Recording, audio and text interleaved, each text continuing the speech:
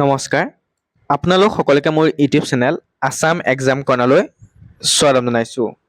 Smart পৰ্টেলত হয়তো আপোনালোকে ইতিমধ্যে দেখিছে যিসকলে লগ ইন কৰিছে তাত আপোনালোকৰ এটা অপশ্যন আহিছে মাই পে'মেণ্ট অপশ্যন। মাই পে'মেণ্ট অপশ্যনত আপোনালোকৰ কিয় আহিছে মই আপোনাক জনাম কথাটো। মাই পে'মেণ্ট অপশ্যনত ক্লিক কৰা মাত্ৰকে আপোনালোকৰ সন্মুখত এনেকৈ আহে, হয়তো আপোনালোকে দেখিছে আপোনালোকৰ আহিব CL number action final payment status transaction আৰু কৈছে যে you have not initiated any transaction. হয়, ইয়াত এইকাৰণে আহিছে আপোনালোকৰ যেতিয়া আপোনালোকৰ এডমিশ্যন প্ৰচেছ হ'ব বা আপোনাৰ মেইল লিষ্টৰ নামটো আহিব তেতিয়া আপোনালোকে ইয়াত পে'মেণ্টটো কৰিব লাগিব। অৰ্থাৎ আপোনাৰ যিটো কলেজৰ বা ইউনিভাৰ্চিটিৰ পে'মেণ্ট হয় সেই পে'মেণ্টটো আপুনি এই শৰ্মা পৰ্টেলত আহি পেলাই ইয়াত কৰিব লাগিব। ইয়াৰ যোগেদি কৰিব লাগিব আপুনি যদি এডমিশ্যন লয়। এডমিশ্যন লোৱাৰ পিছত আপুনি ইয়াত পে'মেণ্ট এটা দিব লাগিব। সেই পে'মেণ্টটো আপুনি ইয়াত মাই পে'মেণ্টত ক্লিক কৰি ইয়াত ইউনিভাৰ্চিটিৰ নাম ওলাব, ডিটেইলছখিনি ওলাব, আপুনি সেই পে'মেণ্টটো এই অনলাইন যোগে কৰিব লাগিব। গতিকে যিসকলে তাত শ্ব' কৰিছে আপোনালোকে ভয় খাব নালাগে যে পে'মেণ্ট কিয় কৰিব লাগিব, কাৰণ এইটো আপোনালোকৰ এডমিশ্যনৰ কাৰণেহে পে'মেণ্ট দিয়া হৈছে।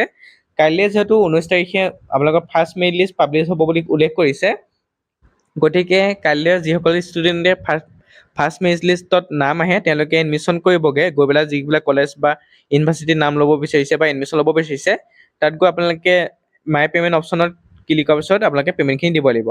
আৰু 2 নম্বৰ কথা হ'ল লিংক ABC প্ৰফাইল। যিহেতু আপোনালোকৰ এতিয়া কম্পালচৰি বুলি কোৱা নাই ABC প্ৰফাইল, যেতিয়া এডমিশ্যন হ'ব এডমিশ্যন হোৱাৰ পিছত কলেজখন নামটো দিব, যিখন কলেজত আপুনি এডমিশ্যন পাব, তাৰপিছত ABC আইডিটো ক্ৰিয়েট কৰিব। এতিয়া ABC আইডিটো ক্ৰিয়েট কৰিলে আপোনাৰ কলেজৰ নাম দিবলৈ আহে, তেতিয়া অলপ খেলি মেলি হৈছে, গতিকে আপোনালোকে এতিয়া নিদিব। যেতিয়া আপোনালোকে কলেজখনত এডমিশ্যন পাব তেতিয়া আপোনালোকে কি কৰিব, তেতিয়া আপোনালোকে সেইখন কলেজৰ নাম দিব বা সেই কলেজখন যিখন ইউনিভাৰ্চিটিৰ আণ্ডাৰত আছে সেই ইউনিভাৰ্চিটিখন নাম দিব, তেতিয়া আপোনালোকে ABCD আইডিটো ক্ৰিয়েট কৰিব। এতিয়া ABCD আইডি ক্ৰিয়েট নকৰিব, পিছত ক্ৰিয়েট কৰিব। তাৰপিছত মাই পে'মেণ্ট অপশ্যনটো বুজি পালেই। এতিয়া আপোনালোকে যিসকল কেণ্ডিডেটে ডিব্ৰুগড় ইউনিভাৰ্চিটিৰ আণ্ডাৰত বা ডিব্ৰুগড় ইউনিভাৰ্চিটি কেম্পাছত আপোনালোকে পঢ়িব বিচাৰিছে, UG এডমিশ্যন কৰিব বিচাৰিছে 5 বছৰ একেলগে মাষ্টাৰ ডিগ্ৰী আৰু আপোনালোকৰ গ্ৰেজুৱেশ্যন একেলগে কৰিব বিচাৰিছে, তেওঁলোকৰ কাৰণে নটিফিকেশ্যন আহিছে। আপোনালোকে ফিজ পে'মেণ্ট দিব লাগিব। তেওঁলোকৰ কাইলৈ যিহেতু মেৰিট লিষ্ট পাব্লিছ হ'ব তেওঁলোকে উল্লেখ কৰিছে আপোনালোকে ফিজ পে'মেণ্ট দিব লাগিব। সেই পে'মেণ্টখিনি কিমান, ছায়েন্সৰ কাৰণে কিমান, আৰ্টছৰ কাৰণে কিমান, মই আপোনালোকক জনাই আছোঁ। এয়া হৈছে আপোনালোকৰ আৰ্টছৰ কাৰণে ফিজ ষ্ট্ৰাকচাৰ। এতিয়া আপোনালোকে এডমিশ্যন পাব কাইলৈ মেৰিট লিষ্ট পোৱাৰ পিছত যিসকল কেণ্ডিডেটে এডমিশ্যন ডেট দিছে যে সেই ডেটৰ মতে যে এডমিশ্যন কৰিবলৈ যাব, তেতিয়া আপোনালোকে হয়তো অনলাইন যোগে মাই পে'মেণ্ট কৰিব লাগিব যিটো শৰ্মা পৰ্টেলত আছে, নহ'লে অফলাইনো আপোনালোকে হয়তো দিব পাৰিব, সেইটো তেওঁলোকে ক'ব। সেইটো আপোনালোকে কি কৰিব পাৰিব, এডমিশ্যন ল'ব পাৰিব। এতিয়া কথা হ'ল ছায়েন্সৰ কাৰণে আপোনালোকৰ ছেমিষ্টাৰ ফিজ হৈছে আপোনালোকৰ টোটেল ছেমিষ্টাৰ ফিজ নহয়, টোটেল এডমিশ্যন টাইমত দিব লাগিব 13,788 টকা আৰু পাৰ ছেমিষ্টাৰ দিব লাগিব আপোনালোকে 9,450 টকা। মনত ৰাখিব, প্ৰথম যেতিয়া এডমিশ্যন কৰিবলৈ যাব আপোনালোকে ফাৰ্ষ্ট ছেমিষ্টাৰৰ লগত মিলাই পেলাই 13,788 টকা আপোনালোকে ফাৰ্ষ্ট ছেমিষ্টাৰ কাৰণে দিব লাগিব। তাৰপিছত ছেকেণ্ড ছেমিষ্টাৰ কাৰণে দিব লাগিব আপুনি 9,450 টকা।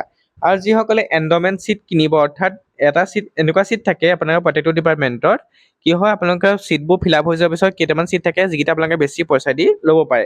সেইটো হৈছে 75,000 টকা দি পেলাই আপোনালোকে এণ্ড'মেণ্ট ছিট কিনিব লাগিব। এট এ টাইম এবাৰে দিব লাগে 75,000 টকা, সেইটো দি আপোনালোকে ছিটটো কিনিব পাৰে। গতিকে আৰ্টছৰ কাৰণে ফিজ ষ্ট্ৰাকচাৰ হৈছে 13,788 টকা। যিসকলে কলেজত নামভৰ্তি কৰিব বিচাৰিছে তেওঁলোকে 13,788 টকা এডমিশ্যনৰ সময়ত আপোনালোকে কি কৰিব লাগিব, পেইড কৰিব লাগিব। হয় শৰ্মা পৰ্টেলৰ যোগেদি কৰিব লাগিব, নহ'লে ইউনিভাৰ্চিটিৰ ৱেবছাইটত বা ইউনিভাৰ্চিটিয়ে যেতিয়া তথ্য দিব তাৰ যোগেদি আপোনালোকে কৰিব লাগিব। এতিয়া মই আপোনালোকৰ আৰ্টছৰো জনাই দিছোঁ। চৰি, আপোনালোকৰ আগৰখন আছে আৰ্টছৰ কাৰণে, এইখন হৈছে ছায়েন্সৰ কাৰণে। আপোনালোকৰ আগৰখন আছিলে আৰ্টছৰ কাৰণে, এইখন ছায়েন্সৰ কাৰণে। গতিকে ছায়েন্সৰ কাৰণে আপোনালোকে যিসকল ছায়েন্সৰ ছিট পাব তেওঁলোকে ছায়েন্সৰ কাৰণে আপোনালোকে এইখিনি দিব লাগিব। আপোনালোকৰ ছায়েন্সৰ কাৰণে হৈছে 15,888 টকা আৰু এণ্ড'মেণ্ট ছিটৰ কাৰণে হৈছে 1,00,000 টকা। যিসকলে এণ্ড'মেণ্ট ছিট কিনিব তেওঁলোকে 1,00,000 টকা দিব লাগিব, এবাৰে দিব লাগে পইচাটো। আৰু যিসকলে ছায়েন্সৰ কাৰণে অৰ্থাৎ মেৰিটত নাম পাব তেওঁলোকে 15,888 টকা পইচা দিব লাগিব প্ৰথম ছেমিষ্টাৰত, অৰ্থাৎ প্ৰথম এডমিশ্যন টাইমত। তাৰপিছত পাৰ ছেমিষ্টাৰ আপোনালোকে 10,500কৈ দি যাব লাগিব। গতিকে আপোনালোকে ইয়াত কৈছে এপ্লিকেবল ফৰ দ্য প্ৰগ্ৰেম, ইয়াত কৈছে এপ্লিকেবল ফৰ দ্য প্ৰগ্ৰেম অৰ্থাৎ পাৰ semester FYG, anthropology, applied zoology, chemistry, life science zoology, mathematics এইকেইটা ছাবজেক্টৰ কাৰণে এইখিনি আপোনালোকৰ এপ্লিকেবল। গতিকে আপোনালোকে এইখিনি এনেকৈ দিব লাগিব। আৰু এণ্ড'মেণ্ট ছিটৰ কাৰণে 1,00,000 টকা আপোনালোকে দিব লাগিব। এণ্ডামেণ্ট চিটটো এতিয়া কিনি নথ'ব, পিছত কিনিব, যিহেতু আপোনালোকৰ স্পৰ্ট এডমিশ্যনো দিছে। স্পৰ্ট এডমিশ্যনত হয়তো আপোনাৰ চিট খালী থাকিলে এডমিশ্যন ল'ব পাৰিব। এণ্ডামেণ্ট চিটত যিহেতু পইচাটো অলপ বেছি এমাউণ্টটো 1,00,000 টকা, গতিকে আপোনালোকে এইটো অলপ ৰখি ল'ব। তাৰপিছত আপোনালোকে এডমিশ্যন ল'ব। যেতিয়া আপোনালোকৰ স্পৰ্ট এডমিশ্যন হ'ব, স্পৰ্ট এডমিশ্যনৰ যোগেদি আপোনালোকে এডমিশ্যন চাব। যদি তাত নাপায়, তেতিয়ালৈকে এণ্ডামেণ্ট চিট কিনি আপোনালোকে ডিব্ৰুগড় ইউনিভাৰ্চিটিত পঢ়িব পাৰিব।